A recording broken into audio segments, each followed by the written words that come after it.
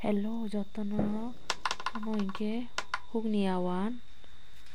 ang tabuk hugni awan mairungno sainai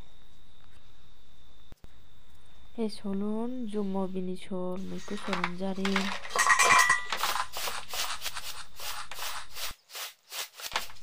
mairungno saibai no sogui tongo sokbai naha tabuk solon bije toyong bije tota ikko tuli norom oyon solun balokkono bije toyong nge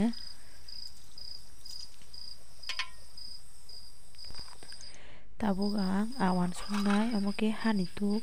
omo bai songnai awan tabuk bok sanai ei matte pilebot ikko solun dim ei pileboloi ranimme solun longor lolai dongor pilebot ei madi pileboloi ikko ibillo ranim omo hai hanituk bai awan songe thogo ang tabuk awan sakrang bok sanai ha tabuk ang tejpata som rogui noului kaham keului awan no bok sanai ha omo hai ke roke thogo bahai bo moto mungo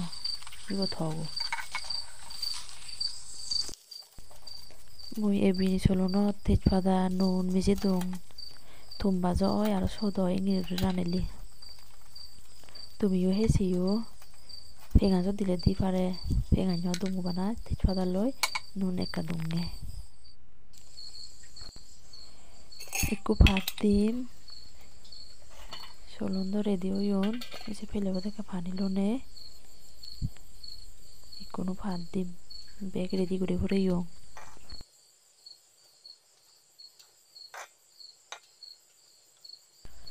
beg ready oye ikkono pat dim dagi toyong dagi duai yen ole sutir habor yen bije bujai gome dale sibi sobai ei haboran bere dena jate bab jeno marok fara urine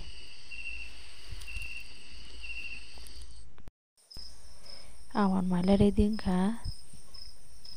tabuk bok sana ha amo kiri hakke rogo hakke roke hokku thangmaya ango hokku thangke to moi angnai haini bagui no ri hakke marogo kwsak tui marogo hokku thangmaya jatke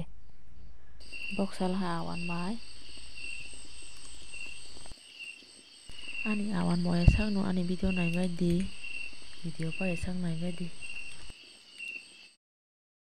awan mai moto tui nungjak bahai motom ke phaio kolong naigra no ba bahai motom ke phai tongo no mojak no mai titi satongo tiklai manai awan mai mojak tabuk khurnai ang tabuk khurbai no chalainai bahai motom nungjak ibo thongnai na awan mayo omo hai ke tejpata som rogui songe thogo pias roke bo roma o hapa angke pias ro liata tejpata bai som chini rogo mai khurbai kha jake omo ingke alu baja bai sobai baja khaijak alu bai sobai bajata awan mai bai chalayani yen ole bini bat toi alu loi somi baja mui bini bat hangor yen ole alu loi somi baja thum baj guri sodui de jummo bini thum baj aro tejpada hoi ekkan dung nun ekkan dung sodui de tumiyo hesiyo yaning gurine video bo jodi dol ligili like comment share goccho subscribe o goccho।